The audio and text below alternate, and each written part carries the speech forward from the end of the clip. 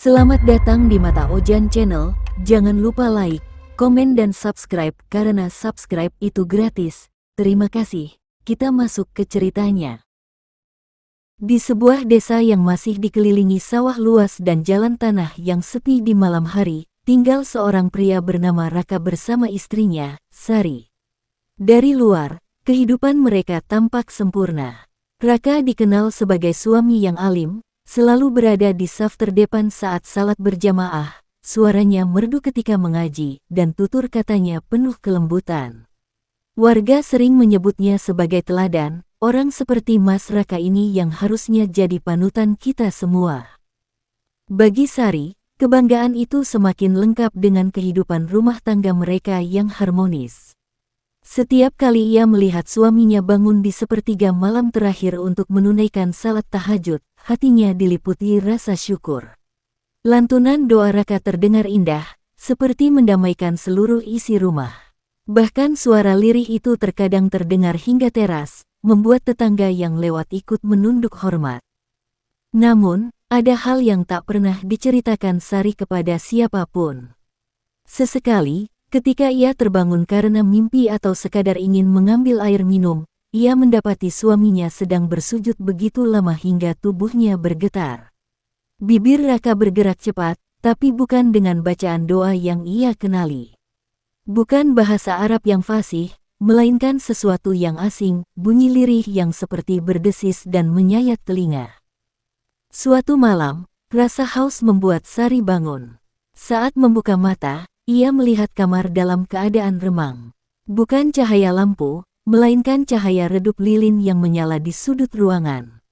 Lilin itu berwarna hitam, mengeluarkan asap tipis yang berbau anyir seperti darah. Sari membeku di tempatnya. Matanya beralih pada sosok suaminya yang tengah duduk bersila, punggung tegap menghadap ke arah lilin.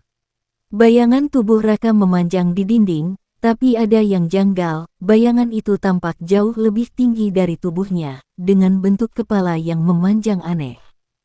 Saat Sari hendak memanggil nama suaminya, udara di kamar terasa berat. Lalu samar-samar, ia mendengar suara lain yang ikut berbisik bersama doa Raka, suara serak, dalam, dan jelas bukan milik manusia. Sari menahan napas. Dadanya berdebar cepat, keringat dingin mulai membasahi pelipisnya. Ia ingin berteriak, tapi lidahnya seperti terkunci. Pandangannya tetap tertuju pada punggung Raka yang terus bergetar, suaranya bercampur dengan bisikan serak yang semakin jelas. Berikan aku kekuasaan, berikan aku jalan, berikan aku yang kuinginkan. Kata-kata itu samar, bercampur antara suara Raka dan suara lain yang lebih dalam, seperti berasal dari dalam perut bumi. Sari menutup mulutnya dengan tangan, berusaha agar suaminya tidak menyadari ia sedang mengintip. Namun tiba-tiba, lilin hitam itu berkedip-kedip, seolah bereaksi terhadap keberadaannya. Bayangan panjang di dinding mulai bergerak sendiri, tidak lagi mengikuti gerakan tubuh Raka. Bayangan itu perlahan menoleh, menatap ke arah Sari. Jantung Sari serasa berhenti berdetak. Dalam bayangan itu, matanya melihat sesuatu yang tak masuk akal, wajah hitam pekat dengan 2 titik merah menyala. Bayangan itu tersenyum, memperlihatkan deretan gigi panjang runcing. Tepat saat itu, Raka menghentikan bacaannya. Ia mengangkat kepala perlahan, lalu menoleh ke arah ranjang. Senyum tipis terbentuk di bibirnya. Kau terbangun, sayang. Suaranya lembut, persis seperti biasanya, seolah tidak terjadi apa-apa. Namun mata Sari terpaku pada tangannya, telapak Raka dipenuhi bercak darah segar, menetes ke lantai. Sari berusaha mengatur napas, meski jantungnya hampir meloncat keluar. Dengan suara bergetar, ia bertanya, "Mas, tanganmu berdarah. Itu dari mana?" Raka tersenyum tenang, seakan tak ada yang aneh. Ia meraih kain kecil di sampingnya dan menyekat telapak tangannya yang penuh darah. "Ah, ini hanya luka kecil. Tadi aku tak sengaja tergores paku di gudang. Jangan khawatir, Sari." Tapi hati Sari berkata lain. Ia jelas melihat tidak ada luka terbuka di tangan suaminya, hanya noda darah yang entah milik siapa. Lebih mengerikan lagi, Ketika kain itu menyentuh darah, cairan merah tersebut tak menempel, melainkan meresap hilang begitu saja ke dalam kain, seolah menguap. Sari menelan ludah. Lilin itu, kenapa warnanya hitam, Mas? Tanyanya lagi dengan suara nyaris berbisik. Raka menoleh ke sudut kamar. Api lilin bergoyang kecil, cahayanya menari-nari di dinding, menimbulkan bayangan menyeramkan. Itu bagian dari wirid khusus yang aku amalkan, jawabnya ringan. Tak semua orang bisa melakukannya. Kau tak perlu cemas, sayang. Semua ini, demi masa depan kita. Kata-kata terakhir itu membuat bulu kuduk Sari meremang. Wirid khusus. Tidak pernah ia mendengar wirid dengan lilin hitam dan darah. Ia ingin terus bertanya, tapi tatapan mata Raka membuatnya ciut. Tatapan itu lembut, namun ada sesuatu yang dingin dan asing di baliknya, seolah ia sedang menatap orang lain yang mengenakan wajah suaminya. Malam itu, Sari tidak bisa tidur. Setiap kali ia memejamkan mata, ia merasa ada sesuatu yang mengawasinya dari sudut kamar. Dan suara bisikan itu masih terdengar samar, berulang-ulang. Berikan aku yang kuinginkan. Sejak malam itu, suasana rumah mulai berubah. Sari sering merasakan hawa dingin menusuk tulang, meski cuaca di luar panas. Tirai jendela berayun sendiri tanpa angin, dan kadang terdengar ketukan pelan di dinding kamar ketika mereka hendak tidur. Awalnya Sari mencoba mengabaikan, namun kejadian-kejadian kecil makin sering muncul. Saat ia sedang memasak, sendok yang baru saja diletakkan di meja tiba-tiba jatuh sendiri. Lampu ruang tamu beberapa kali berkedip, lalu padam seketika. Yang paling membuatnya ketakutan adalah ketika ia sedang mencuci piring sore hari. Dari arah ruang tamu, ia mendengar suara tawa kecil, tawa anak kecil yang lirih, panjang, dan menusuk telinga. Padahal, rumah mereka tidak memiliki anak. Dengan tubuh gemetar, ia berjalan ke ruang tamu. Kosong, hanya ada kursi, meja, dan gorden yang bergerak pelan. Namun, ketika ia hendak kembali ke dapur, matanya menangkap sesuatu. Di cermin besar yang tergantung di ruang tamu, ia melihat bayangan seorang anak kecil berambut panjang berdiri di belakangnya. Sari menoleh cepat, tidak ada siapa-siapa. Tapi ketika ia kembali melihat ke arah cermin, bayangan itu masih ada, kali ini tersenyum lebar, matanya merah menyala. Sari berteriak kencang, menjatuhkan gelas yang dibawanya. Raka buru-buru datang, wajahnya tetap tenang meski matanya sekilas menatap ke arah cermin dengan dingin.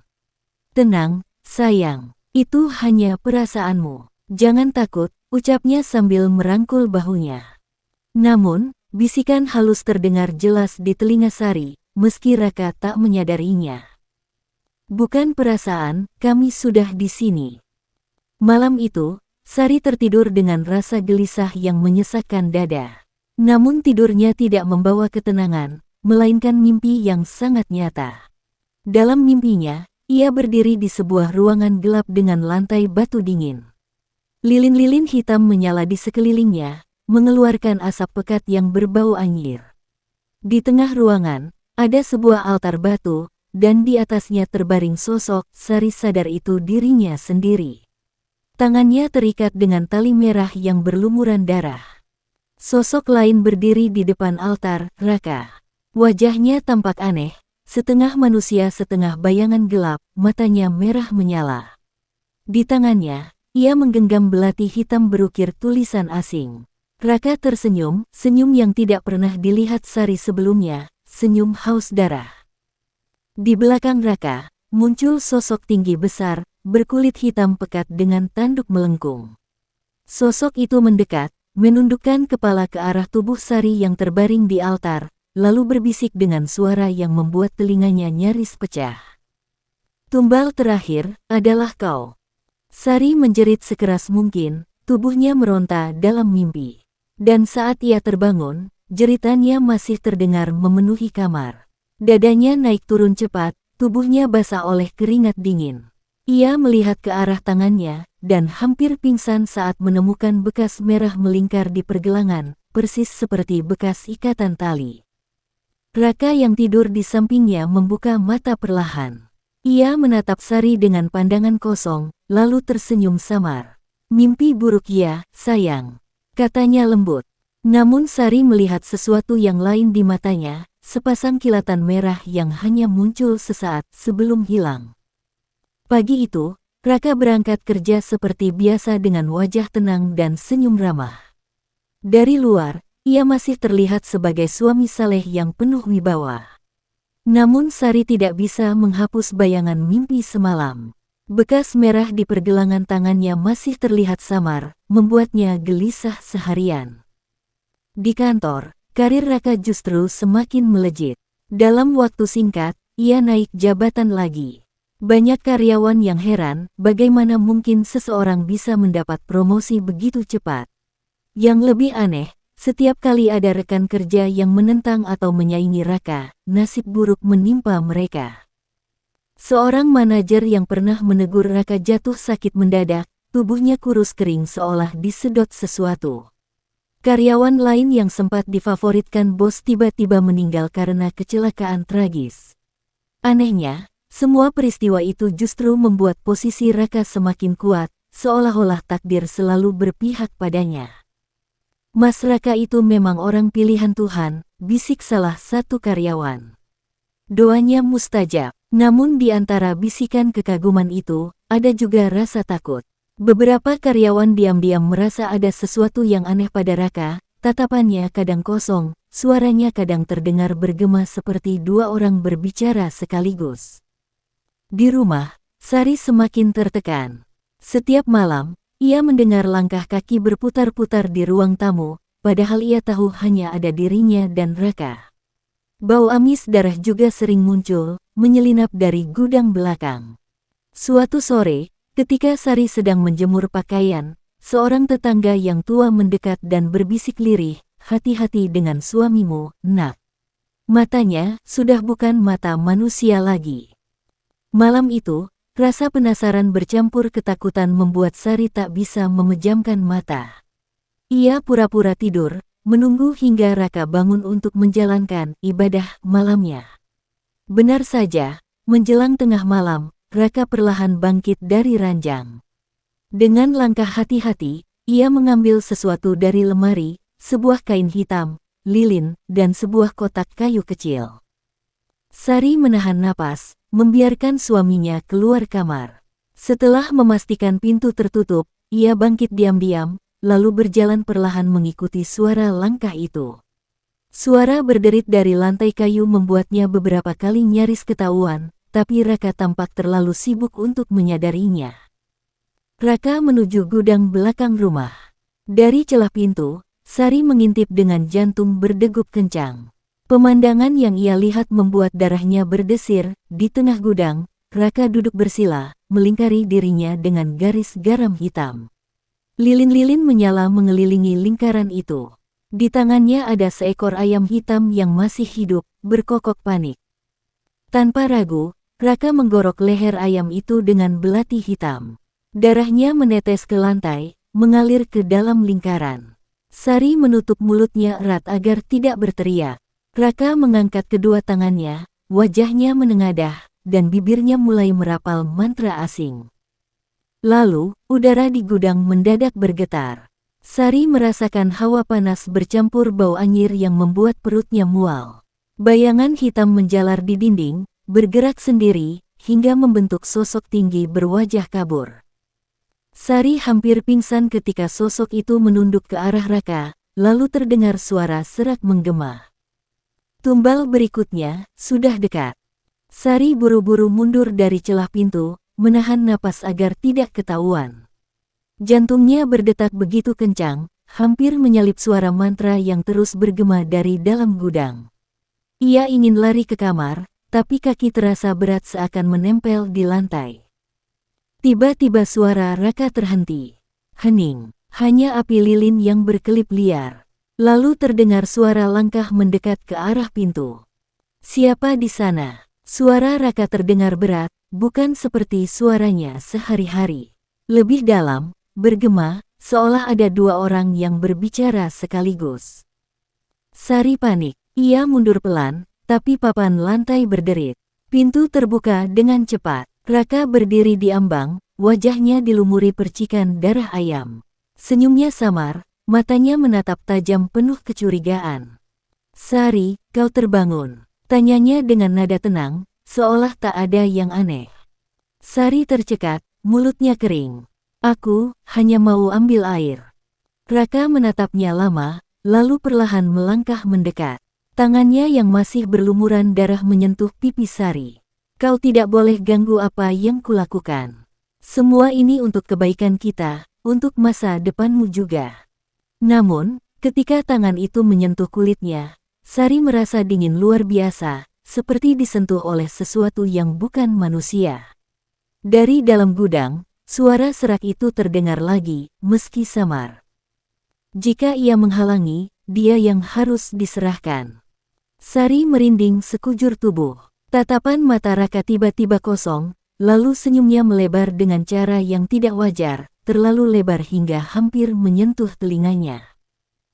Sejak malam itu, Sari hidup dalam ketakutan yang tak bisa ia sembunyikan. Tatapan Raka kini sering membuatnya gemetar, ada sesuatu yang asing di mata suaminya, seperti ia sedang berbicara dengan dua jiwa sekaligus. Kadang lembut seperti biasa, kadang dingin dan penuh ancaman. Raka semakin sering keluar malam. Ia tidak lagi hanya berlama-lama di gudang, tapi pergi ke tempat-tempat sunyi yang tidak diketahui Sari.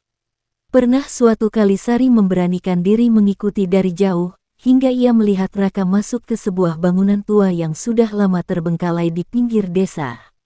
Dari balik pepohonan, Sari melihat cahaya lilin berkelip dari dalam bangunan itu, disertai suara-suara bisikan yang membuat bulu kuduknya berdiri.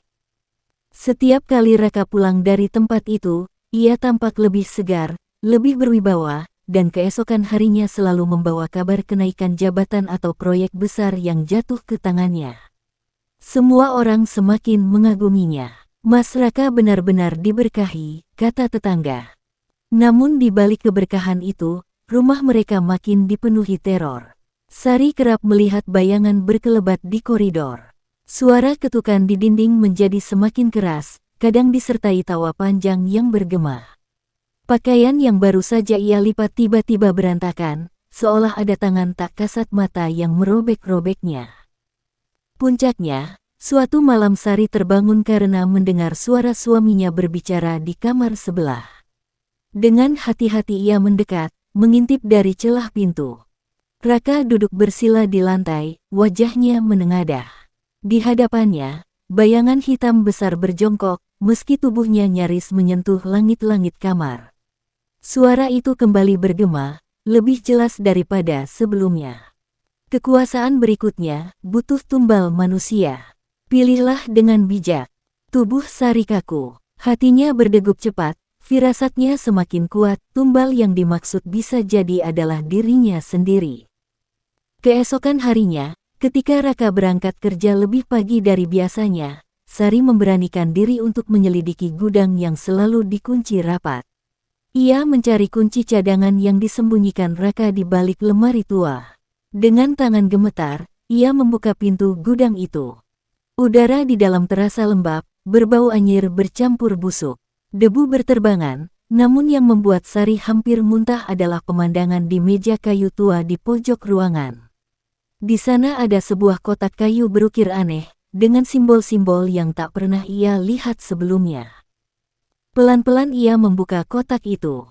Seketika napasnya tercekat. Di dalamnya tersusun benda-benda mengerikan, potongan kuku manusia yang sudah menghitam, gumpalan rambut yang terikat benang merah, kain kafan berlumuran darah kering, serta selembar foto seseorang yang wajahnya disayat hingga tak jelas.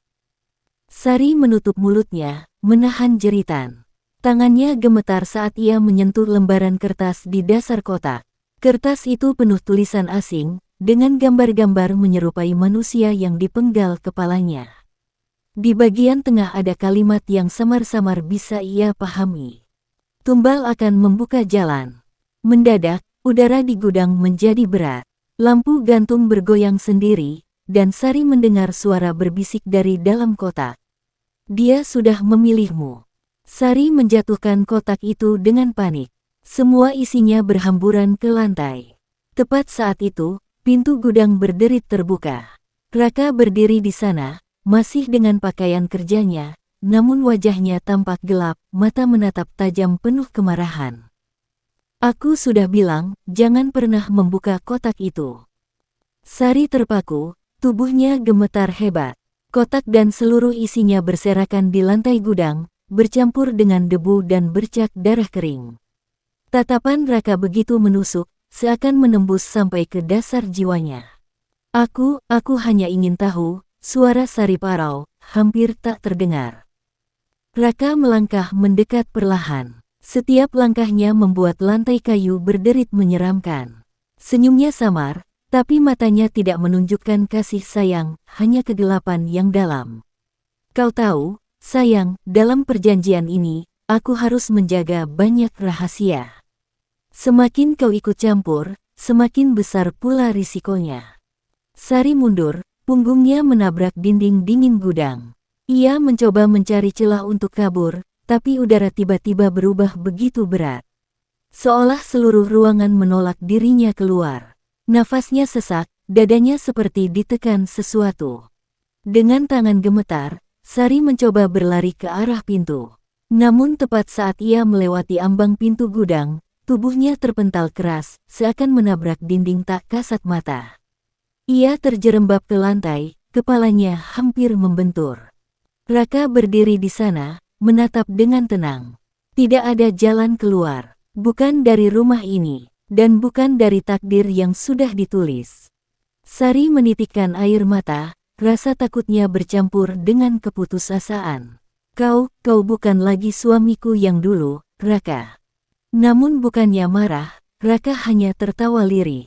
Tawa itu rendah, dalam, dan bergema, seolah berasal dari dua suara berbeda. Aku masih Raka, hanya saja sekarang aku sudah menjadi sesuatu yang lebih. Di belakangnya, bayangan Raka merayap di dinding, memanjang, berubah bentuk menjadi sosok tinggi dengan tanduk melengkung. Malam itu, setelah kejadian di gudang, Sari tidak bisa tidur. Matanya sembab karena menangis, tubuhnya masih bergetar menahan rasa takut. Ia tahu, kalau ia tetap diam, dirinya bisa benar-benar menjadi korban berikutnya dari perjanjian Raka. Saat dini hari menjelang, Sari memberanikan diri keluar rumah. Dengan langkah perlahan, ia melewati ruang tengah yang dingin. Lilin hitam masih menyala di meja, meski Raka sudah berada di kamar. Seolah api itu tidak pernah padam. Begitu pintu rumah terbuka, Sari merasa napasnya lebih lega. Udara malam lebih menenangkan dibandingkan aura pengap dalam rumah itu. Ia berjalan cepat menuju rumah Pak Hashim, tetangga yang dikenal sebagai orang alim dan sering dimintai tolong warga untuk urusan doa. Namun ketika ia sampai di depan rumah Pak Hashim dan mengetuk pintu, sesuatu aneh terjadi. Bukannya suara langkah kaki dari dalam rumah, ia justru mendengar bisikan dari balik daun pintu. Bisikan itu lirih, tapi jelas. Kembali, jangan campuri urusannya. Sari mundur, wajahnya pucat. Ia mengetuk lebih keras, kali ini berteriak lirih, Pak Hashim, tolong saya. Tiba-tiba pintu terbuka, dan di sana berdiri Pak Hashim. Namun wajahnya tampak berbeda, pucat, matanya kosong. Dengan suara datar, ia berkata, "Pergilah, Bu Sari. Saya tidak bisa ikut campur. Ada yang lebih kuat di belakang suami Anda." Sari menatap dengan ngeri. Ia tahu itu bukan Pak Hashim yang sesungguhnya. Saat ia hendak mundur, pintu rumah Pak Hashim menutup keras, membuatnya hampir tersentak jatuh. Dengan langkah gontai, Sari kembali ke jalan. Baru beberapa meter, ia mendengar suara langkah kaki di belakangnya. Saat menoleh, ia melihat sosok hitam tinggi, matanya merah menyala, mengikuti setiap gerakannya. Sari berlari pulang sambil menangis, namun begitu sampai di rumah, ia justru melihat Raka sudah berdiri di teras. Senyumnya tenang, seolah sudah menunggunya sejak tadi. "Aku bilang, sayang, kau tidak bisa lari. Rumah ini, hidupmu, bahkan doa-doa mereka, semuanya sudah ada dalam genggaman." Sejak malam itu, Sari mulai sering melihat hal-hal ganjil di dalam rumah. Cermin di kamar mandi menampilkan wajahnya sendiri dengan darah mengalir dari mata. Suara tangisan anak kecil terdengar dari loteng padahal mereka tak punya anak. Bahkan di dapur, panci yang sedang ia pegang tiba-tiba berisi gumpalan rambut basah, membuatnya hampir pingsan. Raka justru semakin sibuk dengan pekerjaannya. Pagi-pagi ia berangkat dengan wajah tenang, pulang larut malam dengan senyum puas. Kariernya benar-benar melesat, namanya disebut-sebut di televisi, fotonya muncul di koran, dan orang-orang memujinya sebagai sosok suami idaman. Namun di rumah, Sari merasakan aura mencekam semakin pekat. Ia mulai memperhatikan sesuatu, setiap kali Raka kembali dari kantor, ia selalu membawa sesuatu yang aneh, kain kafan, tanah kuburan, bahkan sekali waktu segenggam tulang kecil yang ia simpan di dalam kotak kayu terkutuk itu. Hingga suatu malam, saat Sari pura-pura tidur, ia mendengar Raka berbisik di samping ranjang. Bibirnya dekat ke telinga Sari, suaranya lirih namun jelas menusuk. Tumbal terakhir, harus dari darahku sendiri. Sari membeku, dadanya naik turun cepat, keringat dingin membasahi tubuhnya. Ia pura-pura tetap tidur, tapi air matanya menetes tanpa bisa ditahan. Dalam hatinya, ia sudah paham, dirinya lah yang dimaksud. Saat Raka berdiri dan keluar kamar, Sari menggenggam erat ujung selimut, berbisik pada dirinya sendiri. Aku harus menemukan cara, sebelum semuanya terlambat. Keesokan harinya, Sari memberanikan diri pergi ke pasar lama dengan alasan belanja. Namun tujuan sebenarnya adalah menemui seorang penjual kitab tua yang sering disebut orang-orang bisa membantu melawan gangguan gaib. Di sebuah kios kecil berdebu, Sari menemukan seorang kakek berwajah keriput yang duduk di balik meja penuh buku lusuh. Begitu melihat Sari, kakek itu menatap tajam, seakan sudah tahu maksud kedatangannya. Banyak yang datang mencari keselamatan, kata kakek itu lirih. Tapi tak semua sanggup menanggung akibatnya. Sari menahan tangis, menggenggam meja erat-erat. Tolong saya, Kek, suami saya, dia terikat dengan sesuatu yang gelap. Saya takut, saya yang akan dijadikan tumbal. Kakek itu menghela napas panjang, lalu meraih sebuah kitab tua dengan sampul kulit kecoklatan. Tulisan Arab kuno terukir di depannya. Ia menyodorkannya ke Sari. Bacalah doa ini setiap malam. Jangan berhenti, meski apapun yang kau lihat. Namun ingat, semakin keras kau melawan, semakin kuat pula yang mengejarmu. Sari menerima kitab itu dengan tangan bergetar. Ia berterima kasih dan bergegas pulang.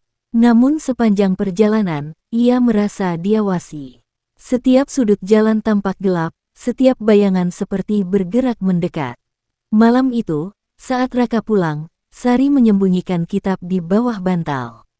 Setelah Raka tidur, ia menyalakan lilin kecil dan mulai membaca doa yang tertulis. Baru beberapa ayat ia lafalkan, lampu kamar berkedip-kedip, udara menjadi dingin menusuk. Dari sudut kamar, muncul sosok hitam tinggi, matanya merah menyala, mendekat perlahan sambil berbisik. Berhenti, atau darahmu habis malam ini. Sari gemetar hebat, tapi ia tetap melanjutkan doa dengan suara bergetar. Tiba-tiba, Raka yang tadinya tidur, mendadak bangkit dengan mata terbuka lebar. Wajahnya pucat, namun bibirnya tersenyum aneh.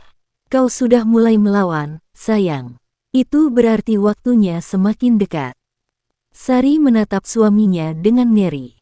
Raka masih duduk di ranjang, wajahnya diterangi cahaya lilin yang bergetar. Senyumnya tidak seperti manusia, lebih mirip topeng yang dipaksa melekat pada wajah. Apa maksudmu, waktunya dekat? Suara Sari bergetar. Raka mendekat, tangannya menyentuh pipi istrinya dengan lembut, tapi jari-jarinya terasa dingin, hampir seperti mayat. Perjanjian ini sudah hampir sempurna. Semua yang kubutuhkan sudah kudapat. Jabatan, kekuasaan, harta, tinggal satu hal terakhir. Sari menahan napas, jantungnya berdetak kencang. Dan itu, aku. Raka tidak menjawab, ia hanya menatap dalam-dalam, lalu kembali berbaring seolah tak terjadi apa-apa. Namun tatapannya tadi sudah cukup memberi jawaban. Malam itu Sari terus membaca doa dari kitab, meski setiap kali ia membaca, bayangan-bayangan hitam memenuhi kamar. Kadang terdengar suara-suara menjerit, kadang suara tawa melengking. Semakin keras ia membaca, semakin keras pula gangguan itu menyerangnya. Pagi harinya, tubuh Sari lemas. Namun ia tahu satu hal, doa itu hanya mampu melindunginya sebentar. Rumah ini bukan lagi rumah biasa. Setiap sudutnya, setiap jendelanya, bahkan udara yang ia hirup terasa seperti dijerat oleh perjanjian yang dibuat Raka. Saat berjalan ke dapur, Sari mendapati tulisan merah darah di dinding. Tidak ada doa yang bisa memutus ikatan ini. Tangannya gemetar, ia hampir jatuh pingsan. Namun sebelum ia bisa bereaksi lebih jauh, Raka muncul dari balik pintu, dengan senyum hangat seolah-olah ia masih suami alim yang dulu. Kau terlihat pucat, sayang, mungkin kau butuh istirahat. Malam ini akan sangat panjang. Hari itu, Sari sudah tidak tahan lagi. Tubuhnya lemah, pikirannya kacau, dan setiap sudut rumah dipenuhi bisikan yang membuatnya hampir gila. Ia tahu, kalau ia tetap di sini, cepat atau lambat ia akan menjadi tumbal terakhir dalam perjanjian Raka. Menunggu hingga Raka berangkat kerja, Sari bergegas menyiapkan diri. Ia hanya membawa kitab tua pemberian kakek di pasar, sebotol air mineral, dan sedikit uang.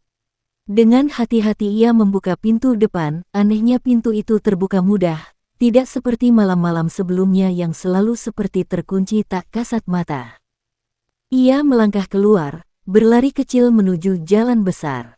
Setiap kali melewati tetangga, Sari mencoba memanggil mereka.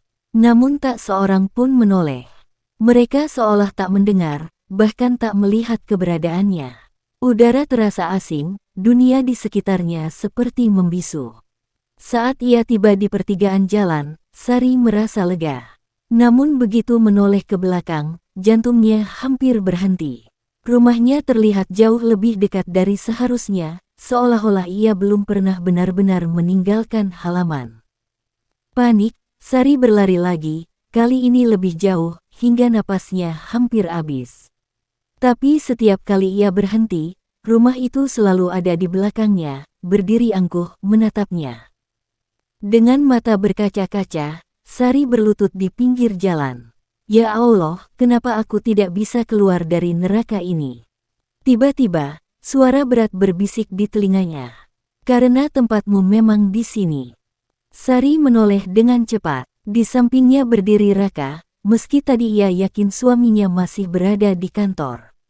Senyumannya tenang, tapi matanya memancarkan cahaya merah yang menusuk jiwa. Ia mengulurkan tangan pada Sari. Ayo pulang, sayang. Malam ini waktunya semakin dekat. Sari berjalan kembali ke rumah dengan langkah terhuyung, tangannya digenggam erat oleh Raka. Genggaman itu dingin, seakan bukan tangan manusia. Ia ingin melepaskan diri, tapi tubuhnya terasa lumpuh. Begitu mereka masuk, Sari baru menyadari sesuatu yang selama ini ia abaikan. Rumah itu tidak lagi sama. Dinding-dindingnya penuh coretan simbol aneh yang berpendar merah samar. Lantai seolah bernafas, bergelombang perlahan seperti kulit makhluk hidup. Bau anyir darah bercampur belerang memenuhi udara, membuat perutnya mual. Di ruang tengah, lilin-lilin hitam sudah tersusun dalam lingkaran besar, jauh lebih banyak dari sebelumnya. Di tengah lingkaran itu, sebuah lubang hitam menganga di lantai, seperti sumur, tapi tak berujung. Dari dalamnya terdengar bisikan-bisikan yang membuat bulu kuduk Sari meremang. Ini, apa yang kau lakukan, Raka? Suara Sari pecah oleh tangis. Raka menatap lubang itu dengan mata penuh cahaya merah, lalu tersenyum tanpa menoleh. Ini bukan lagi sekadar rumah, sayang. Ini gerbang. Dari sinilah kekuatan akan datang. Dari sinilah jalanku menuju tahta akan terbuka. Sari mundur. Punggungnya menempel pada dinding. Ia merasa seakan seluruh dunia berputar, tubuhnya melemah. Dari lubang itu, muncul tangan-tangan hitam kurus, meraba udara, seakan mencari sesuatu. Raka berbalik, menatap Sari dengan wajah yang separuhnya sudah berubah, kulitnya retak, urat hitam menjalar, matanya menyala bagaikan bara. Dan untuk membukanya sepenuhnya, aku butuh kau. Sari gemetar, namun ia tahu hanya satu hal yang bisa ia lakukan, kitab tua itu. Dengan cepat ia merogoh saku bajunya dan mengeluarkannya. Meski tangannya bergetar hebat, ia membuka halaman yang ditandai oleh kakek penjual kitab. Begitu ia mulai melafalkan doa dengan suara parau, lilin-lilin hitam di ruang tengah berkedip liar. Tangan-tangan hitam dari lubang itu meronta, mengeluarkan jeritan melengking yang memekakkan telinga. Bau belerang semakin pekat, seakan marah oleh setiap kata yang Sari ucapkan. Raka mendesis, wajahnya menegang. "Hentikan, Sari," teriaknya, tapi suaranya kini bercampur dengan gema lain, suara berat, bukan lagi sepenuhnya manusia. Sari menutup telinga dari teriakan itu, tetap membaca doa dengan penuh ketakutan. Namun, sebelum ia bisa menyelesaikan satu ayat, Raka melompat ke arahnya. Dengan satu gerakan, ia meraih kitab itu dan menghantamkannya ke lantai. Halaman-halamannya berhamburan, beberapa langsung terbakar menjadi abu. Sari berteriak histeris, berusaha menyelamatkan lembaran yang tersisa. Tapi Raka menunduk, wajahnya kini benar-benar bukan lagi suaminya, kulit hitam retak, urat-urat merah menyala, dan gigi panjang mencuat dari rahangnya. "Aku sudah bilang, doa tak bisa menghentikan ini." Lubang di lantai makin membesar, dan dari dalamnya muncul kepala makhluk raksasa dengan tanduk melengkung, matanya menyala seperti bara neraka. Ia membuka mulutnya lebar, mengeluarkan suara yang mengguncang dinding rumah. "Tumbal, berikan tumbal." Sari jatuh terduduk, tubuhnya lemas. Air matanya mengalir deras. Ia tahu, ia tak punya banyak waktu lagi.